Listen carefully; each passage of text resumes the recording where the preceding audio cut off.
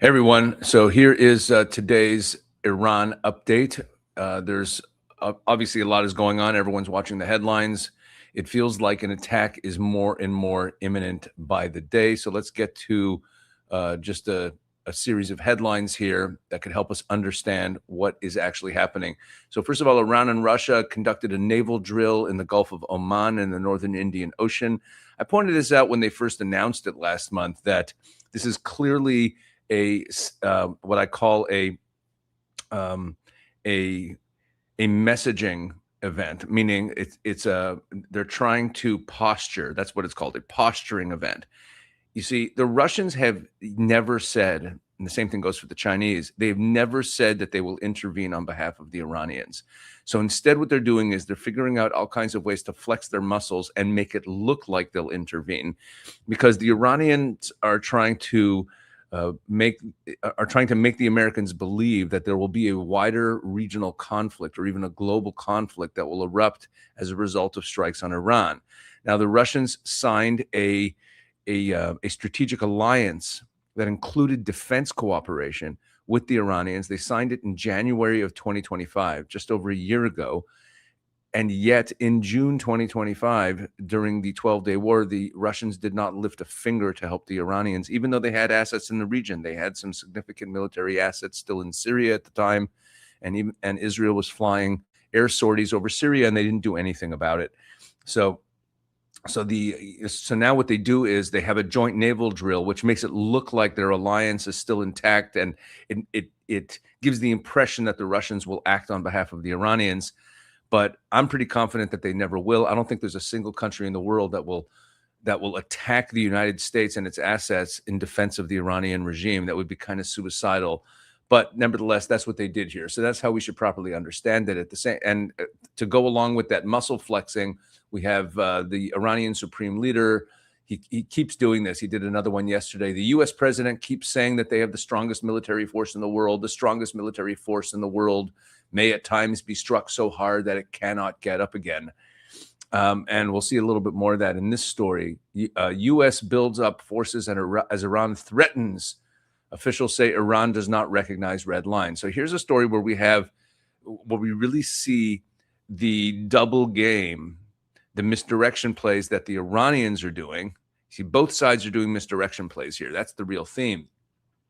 So despite optimistic signals from Tehran, the vice president warned that all options are on the table. So what are the optimistic signals? So we'll get to that in a second.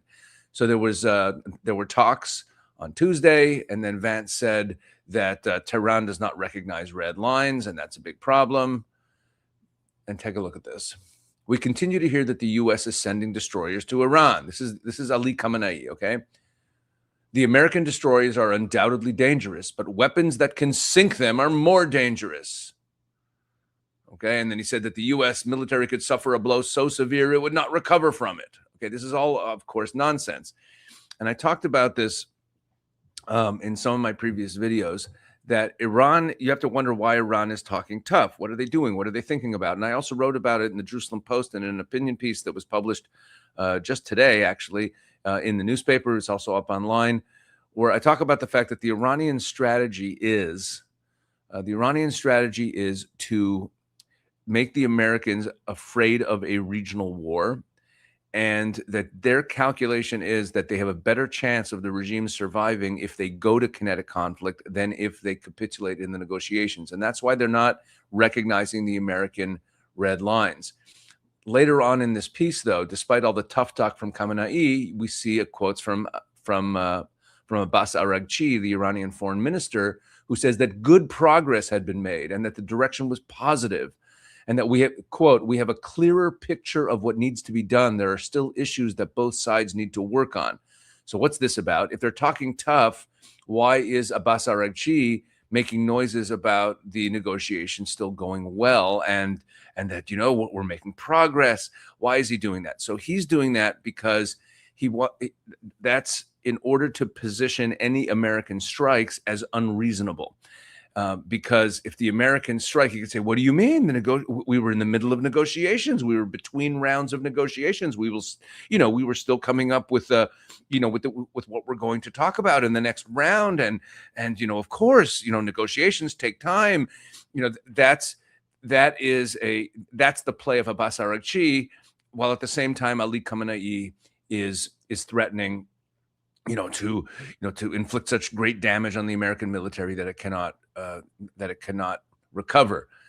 Now, in that context, I want to play you this video here, and I've played this clip before, but it's so important. This is a clip from April of 2016 when President Trump was running for office the first time. This is 10 years ago, talking about his foreign policy approach. And look at this short clip. And then there's ISIS. I have a simple message for them. Their days are numbered. I won't tell them where, and I won't tell them how. We must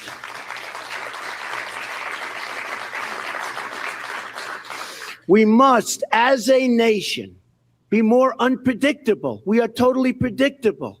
We tell everything. We're sending troops, we tell them. We're sending something else, we have a news conference. We have to be unpredictable. And we have to be unpredictable starting now. So, yeah, that's a clip I love, and I've written about it. I think it says everything about Trump's doctrine of foreign policy and explains the behavior here, where he specifically gives these misdirection plays, talks about maybe I'll strike, maybe I won't strike. The most notable example of this was in the 12-day war, where 2 days before the B-2 bomber attacks on the nuclear facilities in Iran, 2 days before, the attacks happened on a Saturday. On that Thursday, Caroline Leavitt, the press secretary, said that President Trump had decided to hold off on attacking and think about it for 2 weeks. And the fact that it was 48 hours before he attacked meant that the order had already been given. So it was an obvious misdirection play. And so the Iranians doing a similar thing, the Persians know how to negotiate, and we tend to look at these these regimes in the Middle East, who are lying all the time and misdirecting, and we see that as some sort of nefarious behavior. But I think it's actually smart. And President Trump, he's a master negotiator. So the misdirection plays, if we're confused and we're unsure about what Trump is going to do, understand that is by design. Meanwhile, Israel is on high alert as Israeli officials assess an imminent U.S. strike on Iran. The Security Cabinet has postponed its next meeting. Meanwhile, aircraft operators in Iran have been told to brace for Gulf flight disruption. I'm sorry, not in Iran, in the Gulf. Diami Security Intelligence is warning its aviation clients to prepare for disruption to flights in and around the Persian Gulf region. The group's just released security assessment says U.S. and Israeli forces are preparing for imminent attacks on Iran, which could trigger security threats in neighboring countries and airspace. Now, obviously, you could have issued this warning anytime over the last month and a half. That's why it's so important.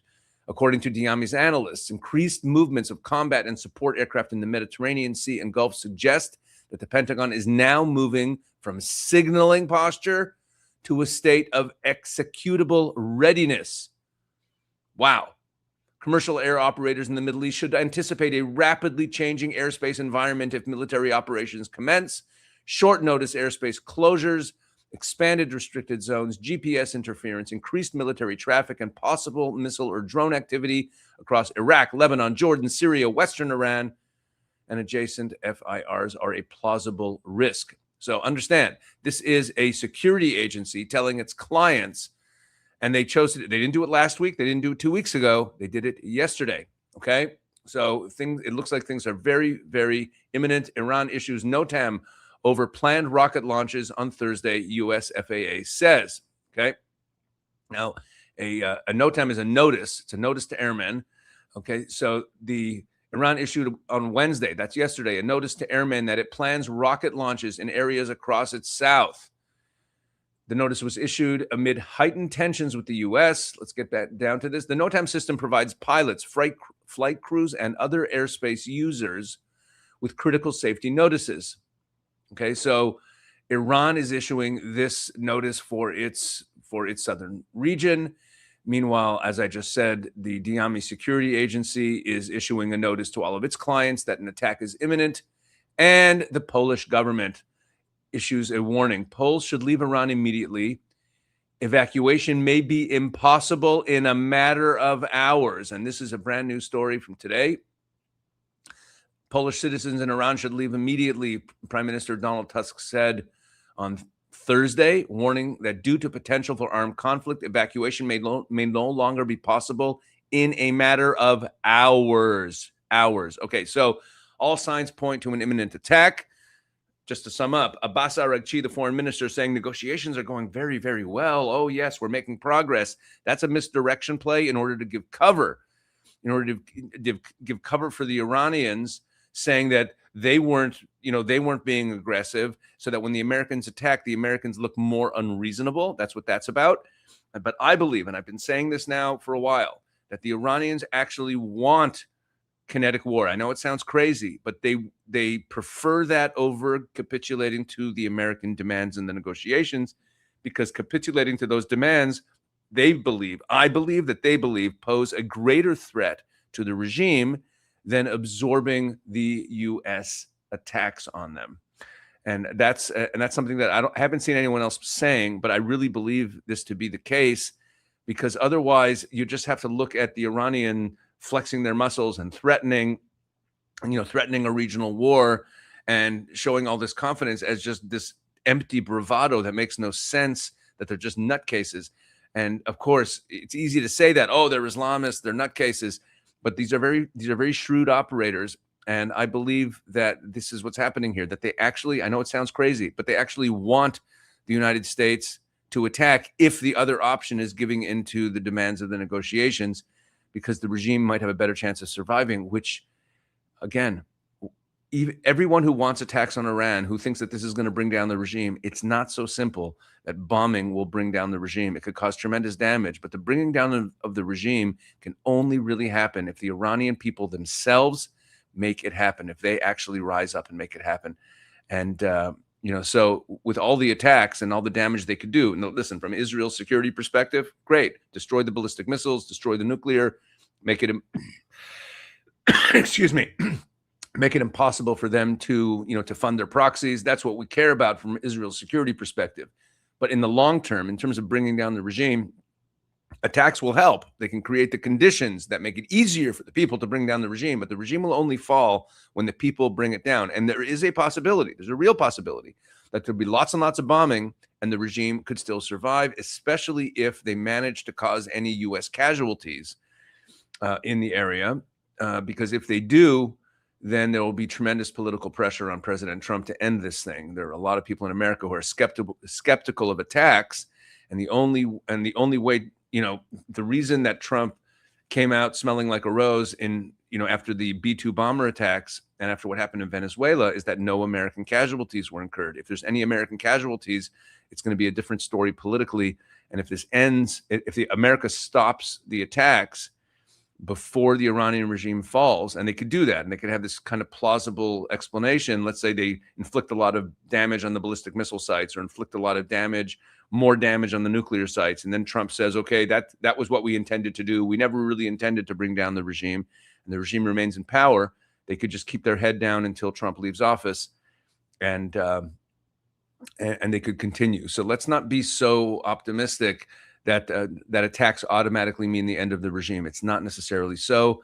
I keep saying this, and I'm going to keep saying this. So let's keep our eye on the ball, and I'll be back with you. For another update tomorrow. God bless.